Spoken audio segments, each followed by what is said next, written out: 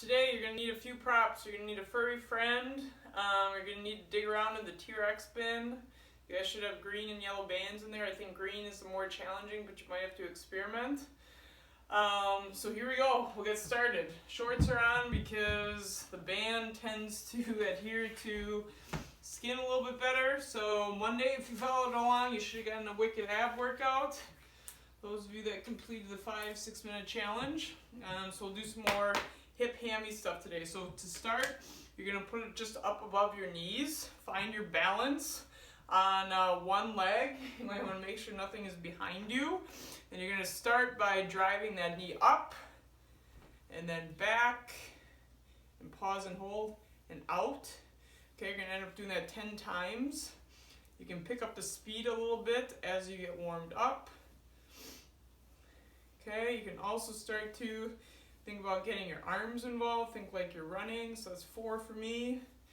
You're going to start to feel a burn in your standing leg, which is a good thing. You're multitasking. Halfway there. You can always take a break if it gets too intense. And again, there are 2 different colored bands. So one will make it a little easier, one a little harder. And I got 2 more. Last one. Good. Shake out that standing leg. And switch. So finding the balance on the other side. Okay. So this is my worst balance leg. But my weaker drive leg. Yeah.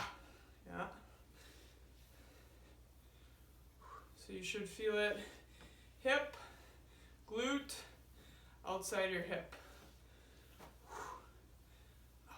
Halfway. If the band starts to slip, obviously readjust. It's no good if the band is not in place. 4 more. The higher you go up, the further you go back, the farther you go out, the harder it is. I get 3 more. Don't forget to breathe. 2 more. This is a good one to maybe do prior to a workout. Okay, then you're going to shift it down. You're going to have to do these without me because I'm going to run out of real estate. Okay, so it's just above your ankles. Put in a slight bend to your knee. You should maintain that slight bend the entire time. You guys are going to go across the entire beast box and back, meaning start by one set of doors and finish by the other set. And then you're going to repeat your step because your lead leg gets a different experience than your trail leg. So you're going to try to take wide steps out. Bring your feet to about shoulder width apart. I don't know if you can even see my feet. And then bring it back. But again, the whole time I'm maintaining a slight bend. You don't necessarily need to be down at 90 degrees, but just a bend. Okay, then in honor of the Olympics, I like doing these 2 for my outer hip work. Now, still traveling across the beast box, you're going to take wide steps out, so really engaging out here. So I sort of feel like I'm a speed skater when I'm doing these.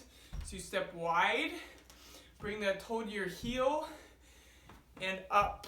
So one more time because I don't know how much you can really see.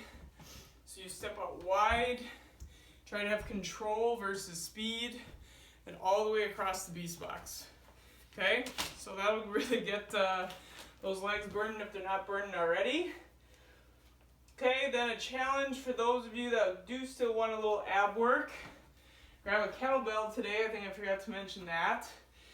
You're going to get into a plank position with the kettlebell just outside one of your hands. And I should say outside and just beneath your wrist. These are called pull-throughs. You are going to pull the kettlebell through so that it'll be outside of your opposite hand. So this is just going to change a little bit which abs you're using. Really try to keep yourself strict in terms of your plank form. Don't let your hips drop, hike, anything like that. So see if today you can do 20 of those, pulling through 10 times each side. Then your last little activity today, grab a furry friend. It's something great to do at home after you've done a lot of push-ups, a lot of burpees. Find your pectoral muscle, okay, your chest. You're going to put the tennis ball right in the middle of that pectoral muscle. So for my left side, I'm going to put my right hand down.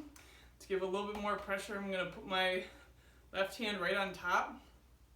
And I'm going to start by cross-stitching the pec. So after you've done, meaning I'm just pushing maybe 1 to 2 inches to the outside or to my shoulder side, and then rolling back to the middle of my chest. This is essentially a poor person's massage. You might feel a little tender there, especially if you've done a lot of chest work this week. This is an area you really can't ignore. We sort of use and abuse it all day long. The moment I have sort of a satanic swim coach that makes me do all kinds of crazy things, so my chest, my shoulders feel awful 95% of the time. So I'm starting to do more of this. Okay, you can also just do small little circles in the same area. So you don't need to spend 10 minutes, but a minute on each side will do the trick. Make sure obviously you go to the other side then. Again, starting with that cross stitching. Your pec isn't simply the width of a tennis ball, so you might have to manipulate a little bit on yourself. In terms of where you're at, you might have to cover 2 tennis ball area, if you will, if you're fight, I guess. And then do those circles again. So there's actually a lot of different stuff we can do with a tennis ball, so keep those close. We'll utilize those in the weeks to come. It'd be really great if your fearless leaders could get some paper plates of all things in the Beast Box. That would be good. I have some fun things we can do with on slippery floors that really get our core going. So have a great rest of your week. Adios.